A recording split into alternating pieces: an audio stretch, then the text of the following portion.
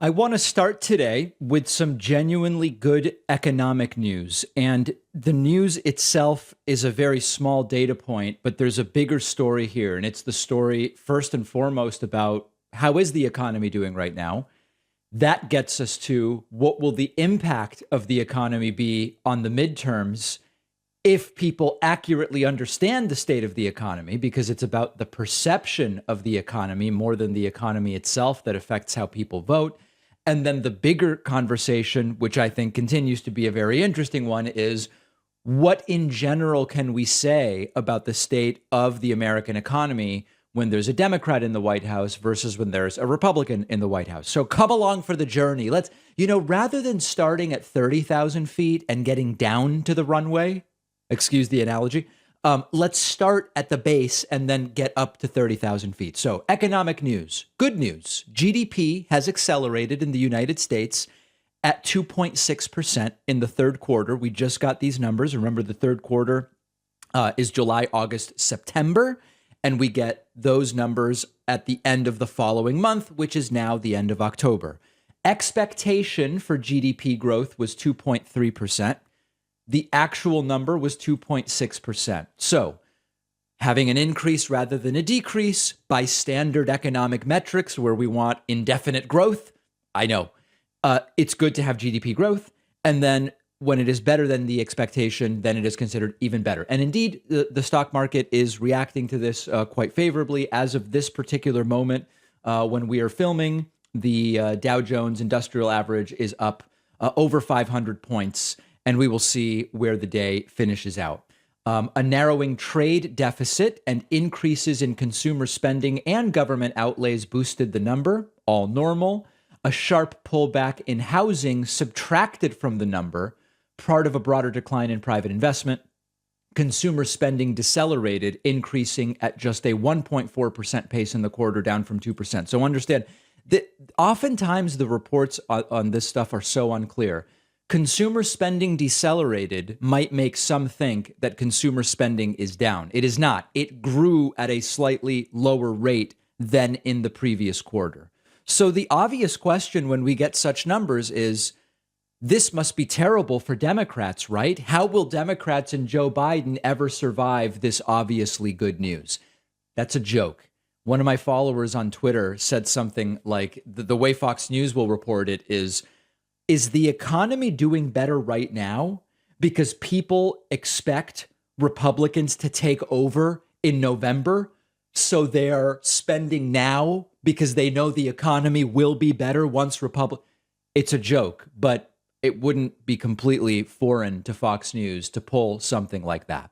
So that's the GDP number. Let's now take a look at the broader economy.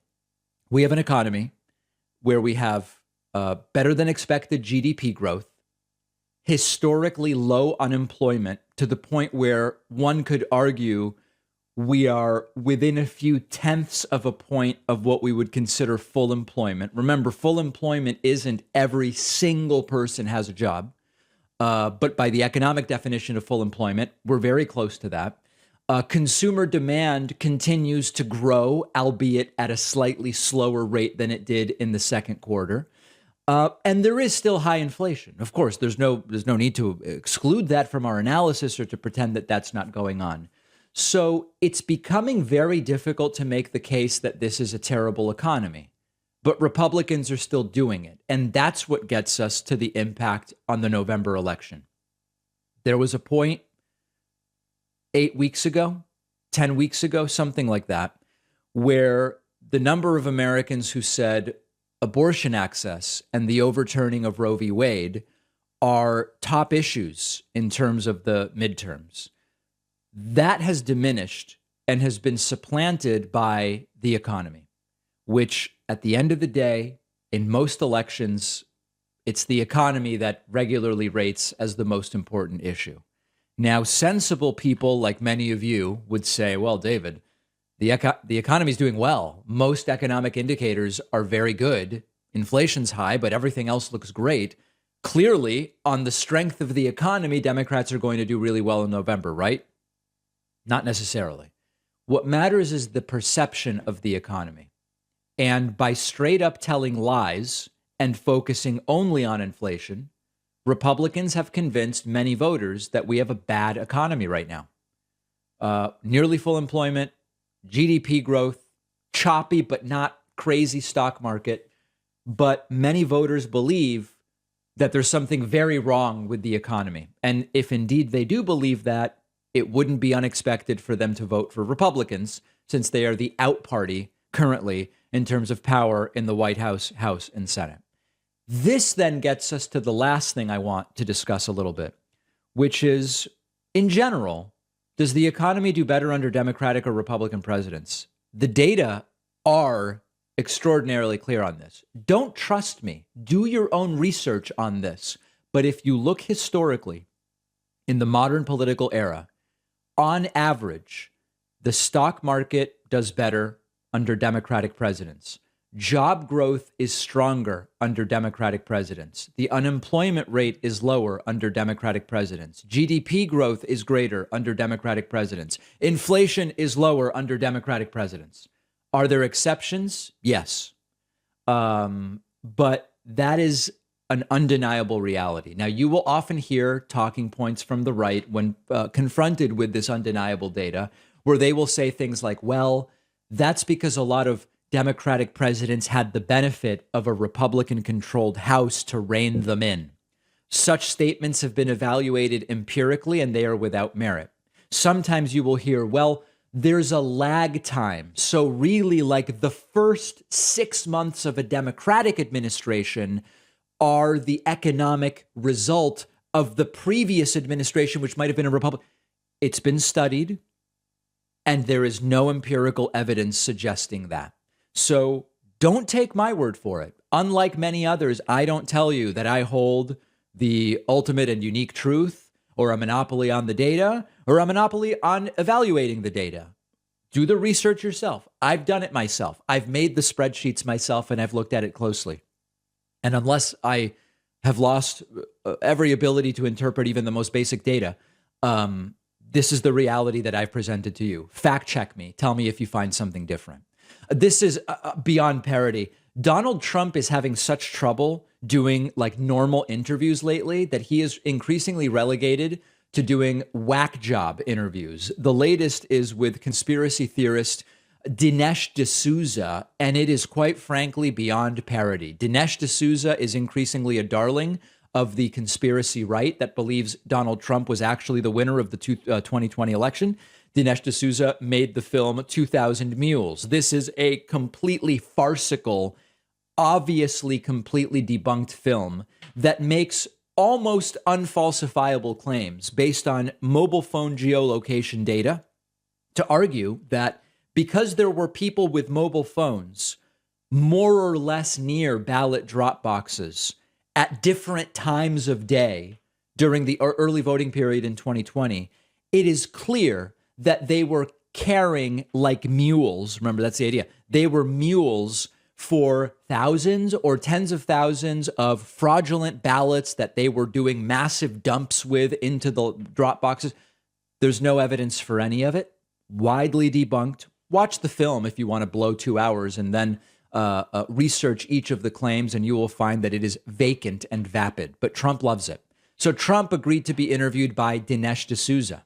And Donald Trump's lies are getting more and more sick and more disconnected from reality, if you can imagine that. In this first clip, Donald Trump claims some people voted 28 times on the same day in 2020.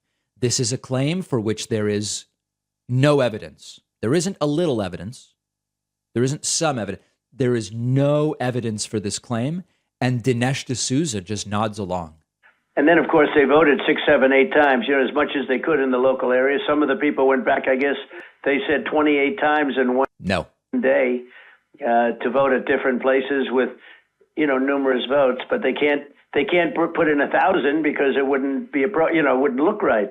Right. They voted 28 times because voting 1,000 times would raise suspicions, but voting 28 times was fine. Under whose names? They never answer that question. Just the most fundamental. If I, David Pakman, try to vote 28 times in 28 different places, At each place, I have to give some name, and it has to be someone who hasn't already voted, but's registered in that particular precinct. How would I get the names? What names did I give? They don't tell us. No, the people voted 28 times. They're very smart. You know, they go in with 5 votes, 6 votes, 7 votes, and then they go to another one. But it adds up to millions of votes. Yeah, absolutely delusional. And again, it's the blind leading the blind. Dinesh D'Souza just nodding along. In the next clip, Donald Trump raises the conspiracy theory that William Barr, his own attorney general, this is not, Merrick Garland, Trump's own attorney general, William Barr, covered up the election fraud because of fear he had of Democrats. It was wonderful. They didn't even do checking. Bill Barr was afraid to be impeached. He was petrified of being impeached. And look at Dinesh D'Souza nod along to something so completely absurd. When William Barr had almost no time left in this office at the time that he refused to participate in the lies and the delusions. Why would that be William Barr's fear in November, December, and January of 2020 and 2021, respectively? The Democrats said they were going to impeach him. They went very big on the impeachment thing with him. And all of a sudden, we have an attorney general who is afraid to talk about, he's saying, oh, the election was just wonderful. And it wasn't. William Barr was in the George H.W. Bush administration much earlier in his career. He didn't seem afraid of anybody or anything there. And then he had a lot of work that he did in the private sector. And you would think if he had a time to be afraid of Democrats when it might have damaged his future private industry career, it would have been when he was working for George H.W. Bush. And he wasn't afraid then. Why would he be afraid at the end of 2020, the start of 2021, near the end of his career? It just doesn't make any sense whatsoever. And then lastly, Donald Trump saying, Fox News is not what it used to be. But listen carefully to the language he uses. Talking about. It's much different than it was when I first ran Fox. I will tell you, it's a lot different. Yeah. Talking about. Fox has changed. Fox is not doing for Trump. When he first ran, and I know it sounds like Trump is saying, when I first ran Fox. What he means is, when I first ran, Fox was different. What Trump means is, what was ultimately a 100% sycophant brown-nosing channel, Fox News, is now only about 90% there, leaving themselves the escape hatch, the eject button, in case Ron DeSantis or someone else ultimately becomes the nominee. But that means you are on Trump's naughty list. You're no longer on the nice list. What a pathetic interview. And Trump reduced to being interviewed by Dinesh D'Souza. What a just totally humiliating display. And as usual, Trump only wants friendly interviews. And if it's anything but friendly, sometimes he'll hang up. Remember with NPR, he'll attack the interviewer. The right way is to ask Trump the questions, tee up softballs for him to knock out of the park with lies, and then just nod. Dinesh D'Souza really, the right likes to use the term NPC. Dinesh D'Souza really playing the NPC. Folks, remember that our YouTube channel is heading towards 2 million subscribers. This is an insane number for a little old show like ours. And the most important piece of data I have for you, we have nearly 3 million existing viewers who aren't subscribed. And as I've been talking about this, more and more of them email me and they say, David, I watch you every day. I checked. I'm not a subscriber. I didn't need to subscribe. YouTube was already feeding me all your videos. Very, very important. If you were one of these, we call them the 2.8ers. There's about 2.8 million people last month who watched our videos but are not subscribed on YouTube. You can help us get to the 2 million subscriber number like tomorrow. If just you fine folks who watch but don't subscribe were to hit that subscribe button, we could be there overnight. YouTube.com/The David Pakman Show. Subscribe free. It is free, and I will address this in the voicemail segment today. We'll take a quick break and be right back. Don't forget that the best way to support the David Pakman Show is by becoming a member, which gives you access to the daily bonus show, the regular show with no commercials. You also get access to our entire archive of every episode dating back a really long time and plenty of other awesome membership perks. Go to joinpakman.com and use the coupon code BETTER21 for a huge discount. Joinpakman.com. Well, another woman has come forward and says Herschel Walker paid for one of my abortions as well. And the question we have at this time is, does this even matter to the very same Republican voters who say abortion is the most important issue to them? Background on this. Some weeks ago, Georgia Republican Senate candidate Herschel Walker had a woman come forward and say, hey, you know what? He publicly says no exceptions for abortion, nothing, always against it because it's murder. But he urged me to get and paid for an abortion for me some years ago.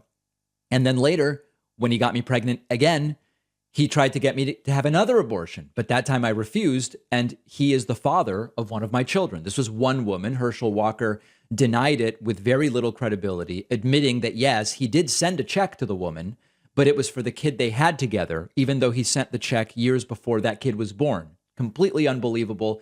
Any sensible person looks at the facts and says, of course, Herschel Walker paid for this woman's abortion. It's very, very clear. Another woman has now come forward and said, Herschel Walker impregnated me and also urged me to get and paid for an abortion. That woman, known currently as Jane Doe, is represented by attorney Gloria Allred. And let's listen to a little bit of the press conference yesterday. This is, again, a second woman. Our client alleges that Mr. Walker gave her cash to pay for the abortion and that she went to a clinic in Dallas, Texas. However, while she was at the clinic, she became overwhelmed with emotion. She could not go through with it, and she left the clinic in tears. When Mr. Walker called that night, our client told him what had happened and that she had not gone through with the abortion. He was upset. He pressured her to go back to the clinic with him the next day to go through with the abortion. The following day, Mr. Walker drove her to the clinic and waited in the parking lot for hours until the abortion was completed and she came out. Then he drove her to the pharmacy to pick up medications and supplies as prescribed, and then he drove her home. In the days following the abortion, Mr. Walker began to distance himself from our client. She was very distraught because she felt that Mr. Walker had pressured her into having an abortion. She left Dallas. After she moved out of Dallas, Mr. Walker sent our client a note apologizing for what he had put her through. As you will hear from my client, Jane Doe, she has come forward at this time because she feels that it's important that the truth comes out. So you get the sense and the picture of what's going on here. There is another moment at which Gloria Allred presents what is alleged to be a photo of Herschel Walker in the bed of Jane Doe's hotel room. This is a photo of Herschel Walker in our client's hotel room on the bed.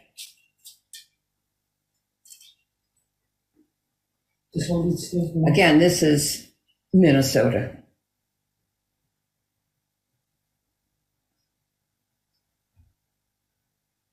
Okay, and then we also heard by voice from the woman herself talking about what happened and making it clear that she's a Trump voter. This is not political for her.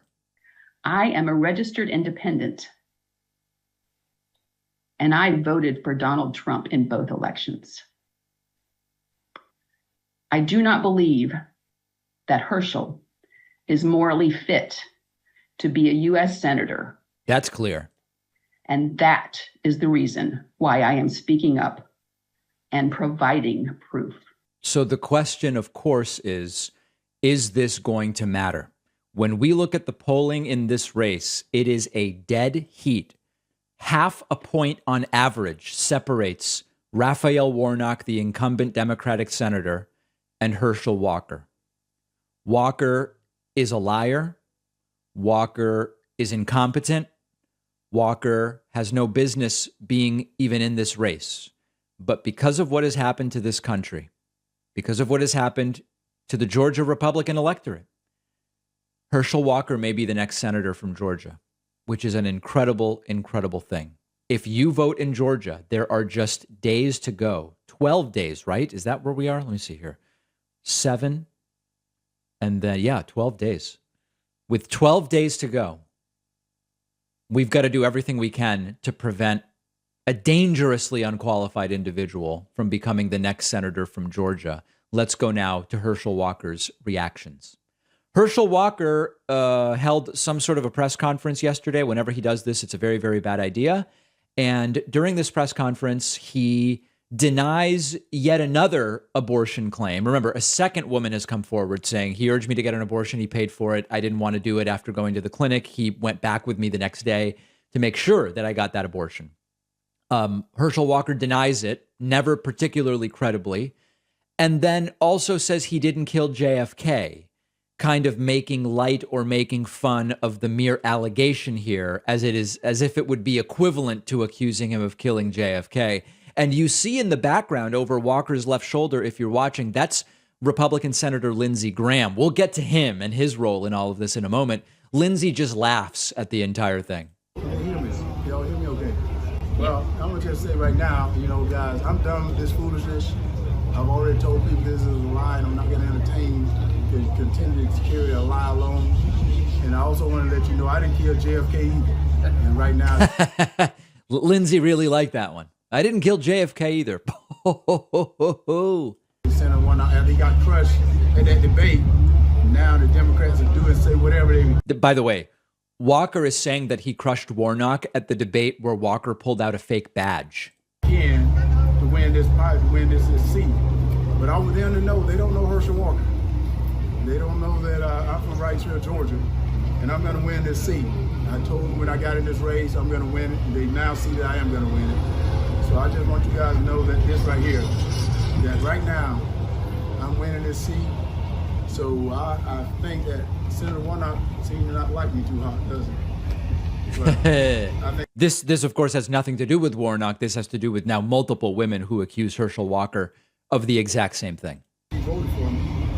Just to clarify, can you unequivocally deny you've never paid for any woman to have an abortion? So, I've seen this movie before, folks. I remember the Kavanaugh storyline really well. Yeah. Lindsey Graham is completely pathetic. And again, all of the denials are really not very credible. Here is one from Fox News yesterday where Brett Baer asks Herschel Walker, are you saying you don't even know the person making the allegations? And Walker simply says it's a lie, not a very strong denial. And remember, this is how it started with the first woman. With the first woman, Walker was asked, do you even acknowledge knowing the woman? And he said, I have no idea. And then it was, well, yes, I do know the woman. Well, yes, I did send her the money. Well, yes, I do have a kid with the woman, but I never urged her to get an abortion. So this is his denial. You tell me how credible this is. All right, well, this was Gloria Allred came forward with this client. You're saying you don't know this person? What I'm saying is this is a lie. And Well, that's a different question. I've said it once and I've moved on my campaign and Yeah, he said it once about a different woman. moved on because we're worried about what the Georgia people are talking about. Yeah. Not particularly convincing denials, but then maybe the wackiest part of this entire thing was when Lindsey Graham got involved. So I've already played for you a clip of Herschel Walker yesterday, not very convincingly denying a second allegation of him urging a woman to get and ultimately paying for her abortion. You saw Republican Senator Lindsey Graham just laughing in the background, laughing off the entire thing. Lindsey Graham saw this as a great opportunity to go on Fox News and to do his I'm angry routine. This is the same routine he did during the Brett Kavanaugh confirmation hearings, where he framed Brett Kavanaugh as the biggest victim, maybe not only in the history of the United States, but maybe the history of the world, screaming and just acting completely ridiculous. He is now doing the exact same thing. He appeared alongside Herschel Walker last night on Fox News, and he says the reason this is all happening is because everybody is scared to death about what a black Republican senator might mean to other black kids, and there may be more Republicans, and it's just scary to Democrats. They're scared to death of Herschel Walker because if Herschel Walker becomes a Republican, maybe every other young child in America of color might want to be a Republican. That's what they're trying to do. Don't let them get away with it. TeamHerschel.com. I want the biggest night for the Herschel Walker campaign to be tonight. Right. This is a character that Lindsey has developed. I call it the faux indignation, where he is just absolutely furious at grave injustices that don't actually exist and that are only meant to prop up bad candidates and the lies of others. And that is exactly what is happening here. Lindsey Graham is using this to try to justify that Democrats are the real racists. Democrats, they only want black people in power if they are on their side, when of course we actually know it's the Republican Party that has this very long history of only allowing very narrowly defined black folks to be part of their movement. Herschel Walker fits the bill. Take a look at more of this Lindsey Graham insanity on Fox News. Why Herschel? They're beating all of our guys up, but what is it about this guy? He changes the entire narrative of the left. We're a party of racists, Sean. Me and you're a racist. The Republican Party's racist. Well, what happens when the Republican Party elects and nominates Herschel Walker, an African-American black Heisman Trophy winner, right? Olympian? It destroys the whole narrative. John James, Tim Scott, Herschel Walker. Everybody in San Francisco is going to jump off a bridge. Now, the reality is Herschel Walker winning. First of all, Herschel Walker being nominated changes nothing about the narrative of the left. And Herschel Walker winning would change nothing about the narrative of the left. Republicans have for a long time accepted and allowed very specific minorities, useful to them in very particular ways, to try to prove how not racist they are. And in fact, they've done it with Herschel Walker, where Herschel Walker has a platform that is simply lies. He doesn't know what he's talking about on any political issue. The big issue for him was abortion, where it was absolutely pro-life. Abortion is murder, no exceptions, no exceptions, no exceptions. Turns out he now has been accused of urging multiple women and paying for multiple women to get such abortions. And now when you criticize him and you go, Walker has no clue what he's talking about, he's a liar, he's dishonest, and he's a hypocrite, they come back and go, that's racist. That's racist. You're being the racist because you're saying this guy is a hypocrite and incompetent. No, he's racist. He's incompetent and he is unqualified. And that's why we are saying it. It has nothing to do with his race. He hasn't actually said, by the way, even a single thing he would do for black folks in Georgia. Nothing. He's not actually articulated a single policy idea that he has to help black folks in Georgia. And at this point, it's just beyond belief. Lindsey Graham tries to interfere in the Herschel Walker stuff by bringing up Hunter Biden's laptop. Now, you might be saying, well, that's important because Hunter Biden, voters have to decide, are they going to vote for Hunter Biden for the position of, Hunter Biden's not running for anything. Say anything, but as I said earlier, they mess with the wrong Georgian right now. Well, can I say something? Yeah. The Hunter Biden laptop, it was supposed to be Russian disinformation. Right before the election, it was true. It got suppressed. Right before the election, you have an anonymous allegation from a lawyer in L.A. to try to affect the outcome in a Georgia race. They tried to destroy Kavanaugh because they wanted the Supreme Court seat. They're afraid of this man coming into the Senate because he would transform the Republican Party. We're not going to let him get away with it. I'm tired of it. I'm tired of seeing people I know. Yeah, okay, he's furious. We get it, Lindsey. By the way, the only transformation that Herschel Walker would do of the Republican Party is he would continue to prove that there is no standard too low below which Republican voters aren't willing to go as long as it isn't a Democrat. You could be out there paying for abortions and unable to explain your position on any issue. But as long as you're not Raphael Warnock with a D next to your name, there is no standard below which these Republican voters won't go. Absolutely stunning stuff. Make sure you're following us on Facebook, facebook.com/David Pakman Show. We'll have all of these clips there for your viewing horror, I guess I would say. If you value what we do at the David Pakman Show, remember to support us on Patreon. Go to patreon.com/David Pakman Show, where you can get access to behind the scenes videos, the daily bonus show, the commercial-free daily show, as well as special discounts on merch, including hats, hoodies, mugs, and t-shirts. You can support the show for as little as $2 a month. Check it out at patreon.com/David Pakman Show. Today, we're going to be speaking with Chris Finan, who's the executive director of the National Coalition Against Censorship and also author of the book, How Free Speech Saved Democracy. Chris, really great having you on. I appreciate it. Well, thanks. I appreciate you having me. You know, we've had conversations about the First Amendment that were very legally oriented, and we've had those often with law professors and others. One of the interesting things about your book is that you delve more into the history of when the suppression of speech and the fight for free speech were, you contextualize it in history in some interesting ways. And one of the things you point to, just to start somewhere, and we could start anywhere, you talk about war as being one of the big culprits used by governments to suppress free speech. And I think that won't come as a huge shock to many in our audience when we understand the idea of, for the purposes of supporting the troops, for national security, whatever, don't say this or say that. That I think will make sense. But can you talk about some of the examples of when war was used in this way? Sure, because actually World War I was civil liberties meltdown in this country and actually precipitated lawyers for the first time to start thinking about using the First Amendment to protect speech that the government might not agree with.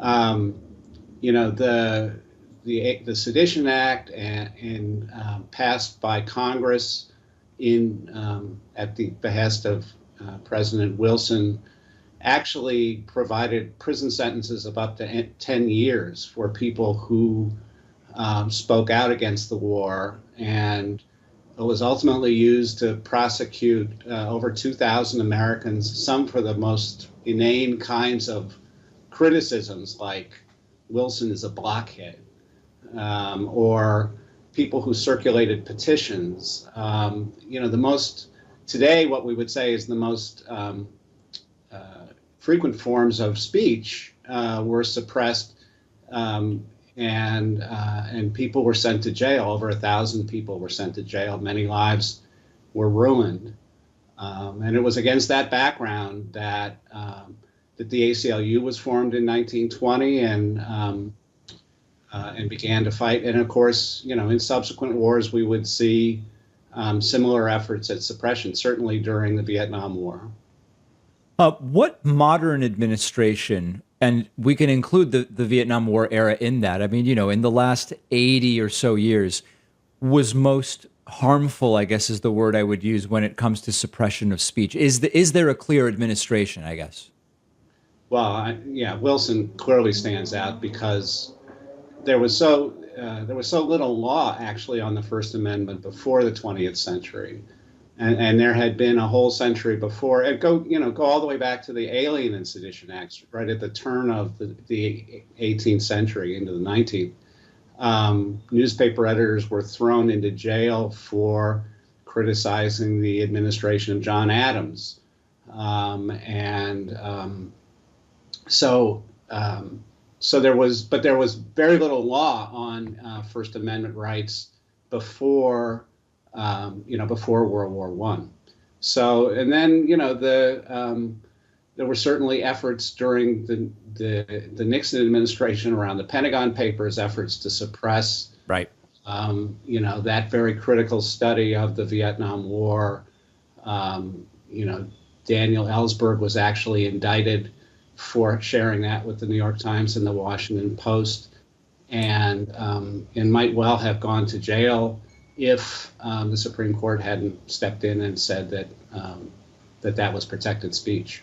Are you surprised, or I guess what do you make of how the American right wing recently has very proactively claimed free speech as one of its core tenets, despite sort of not only having a shaky history on the subject in the past, but even while claiming that as one of its tenets, talking about Trump wants to jail flag burners or open up libel laws, which basically is code for make it easier to sue newspapers and media outlets for doing journalism. Is it surprising historically that you would see that seeming conflict? And what else do you sort of think about that? Well, it's wildly ironic. Yeah, it's wildly ironic to hear conservatives advocating as defenders of free speech when, over the course of American history, they have been the major violators of that freedom, because they've often, been in the majority, and the people who have been advocating for free speech have been people fighting for equal rights. And that was something that, they opposed. And, this goes back to the abolitionists and to the women's rights activists and activists for sexual freedom. They have at every turn, conservatives have tried to suppress their speech. And right through the civil rights movement, of course, and into the modern era. And as you say, Donald Trump was a big, waved the big stick against the press, called the press the enemy of the people. So yes, to suddenly see conservatives advocating, for free speech rights is ironic and also difficult for us, because it alienates our traditional base, which is young people and liberals and progressives who have been part of those equal rights fights. There are many accusations hurled at the left about suppressing speech, including different types of alleged censorship on college campuses, both when it comes to alleged lack of political diversity among faculty, but also as it pertains to invited speakers to college campuses has become a very big kind of flashpoint. To some degree along the lines of LGBT discussions, most recently when it comes to trans rights, the right will sometimes hurl allegations at the left. What do you think is the biggest area of concern on the left when it comes to stifling free speech? Well, I think, and that again is, a change in the political climate around free speech. But I think that it's understandable in a world that's suffused now with misinformation and hate speech that people, progressives, have sometimes tried to suppress speech themselves. And we are concerned about those efforts on campus. And we are concerned about, we certainly support the right to protest speakers on campus and to present the other view. But we really think it's a mistake to try to suppress them, because then conservatives just turn around and point to that as justification for the suppression that they wanted. Right. Yeah, my view on this has been, an unsavory guest is invited to a campus, someone I'm not interested in seeing. Fine. If they have been properly invited and there's no criminal issue and whatever else, certainly there's nothing wrong with the invitation and the fact that they have an event.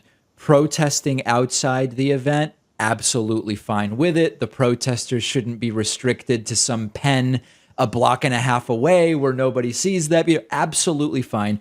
Once the event starts, it does seem to me that it's correct to allow the speaker to speak, and then you can continue expressing your displeasure during a Q&A, for example. The counterpoint will be, well, there might be no Q&A, so your only opportunity is while the speaker is speaking. Or I understand that it starts to get to one of these things of, well, the protests can't only be the way everybody's comfortable. Part of protesting historically is sometimes the protests happen in a way and at a time and in a place where it is an imposition on someone else. But fundamentally, I do think that preventing the speaker from speaking is a mistake. Yeah, and I think it also applies to trying to revoke invitations that have been made to speakers. If there are people on campus who want to hear that speaker, they should have the right to hear them. But by the same token, those who don't have an absolute right to protest. But we don't want to say free speech only for our side, which is really what the conservatives are saying. It is free speech for us and not for you, because then that lays the groundwork for what we are seeing now around the country, which is these hundreds of challenges to books in schools and libraries that progressives care deeply about. These are books about race and the persistence of racism in America, and how to look at slavery, and the lives of LGBT people, and their right to be represented in school libraries, and so we have to protect. This is the classic statement. We have to protect the rights of all in order to ensure that everybody has rights. When it comes to the book banning, the truth as I have researched it is that the right is overwhelmingly the side that has the lists of books that should not be in libraries. But very often the right will hurl back at the left. Look at what happened with Dr. Seuss. They canceled Dr. Seuss, et cetera. To me, it does not seem analogous for a publisher to decide we're not going to continue new editions of certain books because some of the imagery or messaging is outdated based on current norms. That's very different than here's a list of 20 books that shouldn't even be available in the library. From your perspective, are these two very different things, or are they equivalent the way the right states? No, I don't think they're equivalent. I think that, and the cases are very slim. The cases that they can point to of alleged suppression of books certainly just don't hold up. The overwhelming majority of challenges to books in schools are coming from conservatives and parents who just don't want their kids or anybody else's kids to have access to books that in many cases are life-saving, because they show LGBT kids that they belong, that they are accepted, and these are very important books, and also how we present our history. Last thing I want to ask you about, what do you make of the tie between actual issues of suppression of speech by governments and some of the sort of cancel culture, social media, private business discussion that now is going on? Certainly legally, I think at this point, most of us, although some people call me and they don't seem to get this difference, most of us understand that legally, Twitter can have terms of service wherein they don't allow certain types of statements to be made. It's not a First Amendment issue. It has nothing to do with that. That we understand, so we can sort of skip beyond that. But ideologically, and from a principles standpoint, when there is not a legal issue, what would an organization like yours say about some of the terms of service on these social media platforms that do limit the things that are allowed?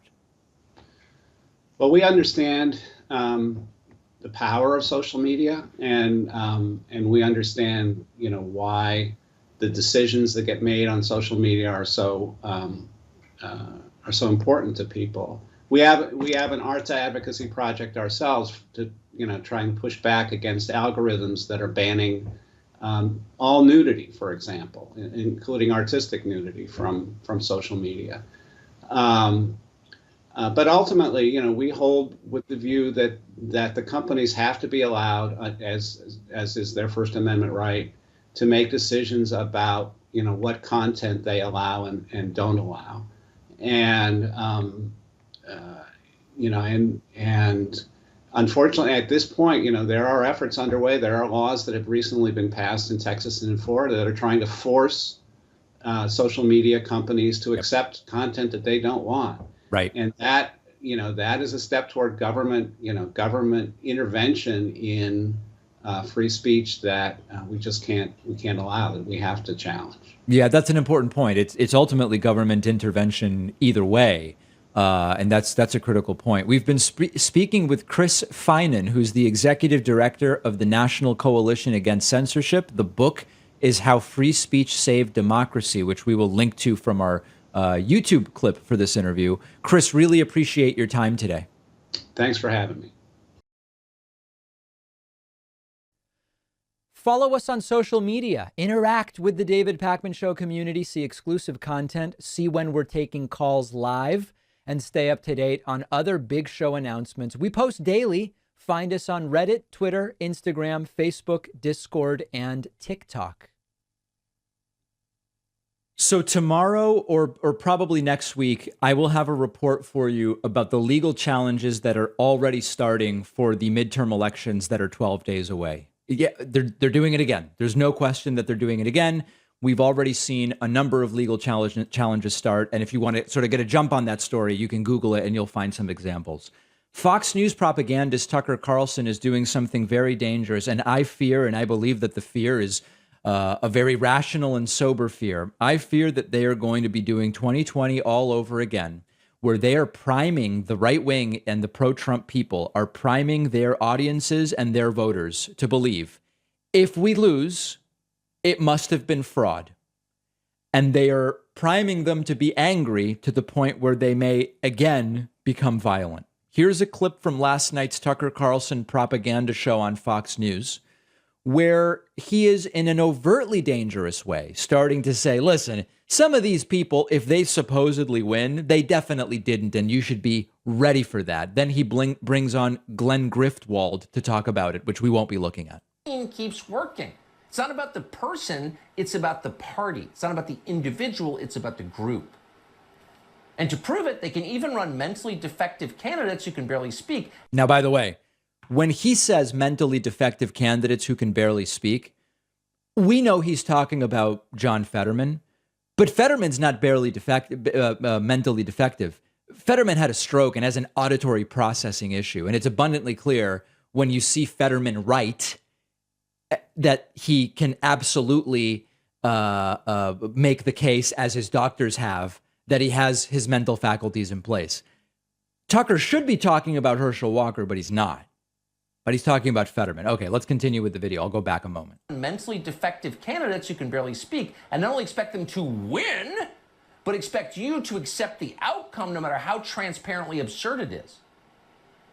On November 9th, they'll be telling you that John Fetterman got 81 million votes in Pennsylvania, and they'll threaten to put you in jail if you don't believe it. Why wouldn't they do that? They work with Joe Biden. Glenn Greenwald is an independent journalist. His work is on Substack. Yes, Substack. Okay, so candidates that can barely speak. He should be talking about Herschel Walker. He's talking about John Fetterman. Tucker just makes things up. And the line that he is implicitly going with here is elections we lose are rigged. That's the name of the game. And the groundwork was laid in 2019 into 2020. They tried it in 2020. They may have been able to get away with it in some localized instances, which fortunately they did not. But they got close enough to stealing some electoral votes that, of course, they're going to try it again. And the name of the game now is, if we lose, it was rigged. And if we win, we say nothing at all. Look at what was happening in the Arizona gubernatorial race, where it was a close race. Kari Lake ultimately won. When it looked like Kari Lake was down by a little bit, she and others immediately started with the voter fraud claims. Irregularities here, early voting problem there, mail-in ballot problem here, and on and on and on. And then she ended up winning by a little bit, and they basically shut their mouths about the fraud. If you ask them, they do have a ready-made explanation. And the ready-made explanation is, well, there was tons of fraud and attempts to rig it. We just won by so much that even with the fraud, we ended up winning by a little bit. That's their explanation. And of course, it is unfalsifiable. We are soon going to be putting out a really good white paper guide sort of thing. It'll be free to everybody in our audience of how to approach people when they make claims like this. How can you start and kind of have a conversation where you agree on what is it we're trying to figure out and how do we determine what is the truth?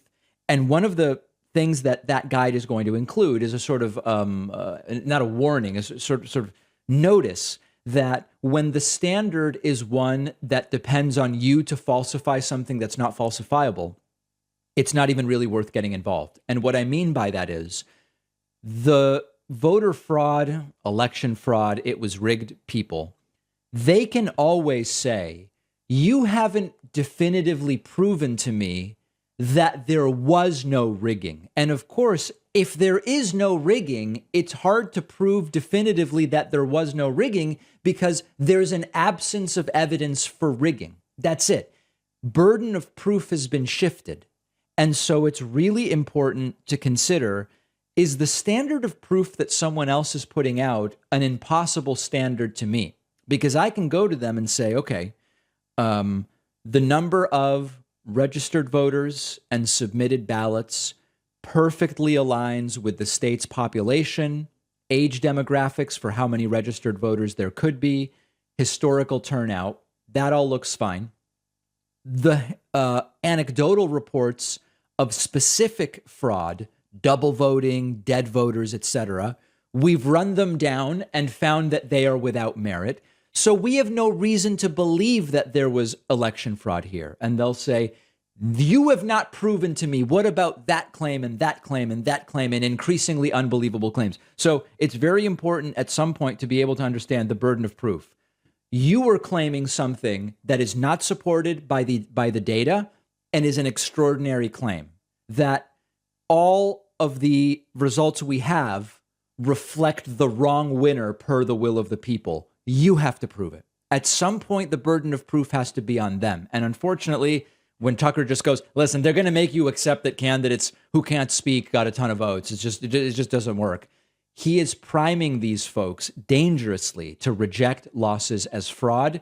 And we know it can get very ugly. Look at 2020. Okay. Lawyers losing their licenses, violence, deaths. Okay. We know it can get very ugly, and it may again get very ugly. Florida is at the center of a Republican civil war that I absolutely love. Florida Republican Governor Ron DeSantis is almost certainly going to win re-election. It's just what the polls say, and everybody should get out there and vote for Charlie Crist, but in all likelihood, the winner is going to be Ron DeSantis. Donald Trump has announced a series of rallies, including in Florida, in support of 2022 candidates. He is doing a rally in Florida with Marco Rubio, who's running for re-election to the Senate, but Ron DeSantis is conspicuously excluded from that. We know what this is all about, my friends. This is a snub because Trump is furious with DeSantis. DeSantis, when asked, has not ruled out running in 2024 for the Republican presidential nomination, even if Donald Trump wants the nomination as well. Donald Trump expects unending loyalty from other Republicans. What Trump wants DeSantis to have said is, I won't challenge Donald Trump. This nomination is Trump's if he wants it. If he doesn't, then I'll think about my political future. DeSantis hasn't done that. And why hasn't DeSantis done it? Well, if you look at the betting markets, you see that DeSantis is essentially running tied with Donald Trump. When you ask people, who do you believe will be the Republican nominee? These aren't polls. In the polls, Trump is still doing much better. These are betting markets. DeSantis and Trump have been right neck and neck for a couple of months at this point in time. DeSantis knows he is positioned to maybe be the Republican presidential nominee, which would be a big boon for him, without a doubt. And this is making Trump furious. Politico reports Trump to hold rally in Florida with Rubio, but not DeSantis. The apparent snub angered some people within DeSantis's orbit, who complained that the Florida governor's team was not informed of the rally prior.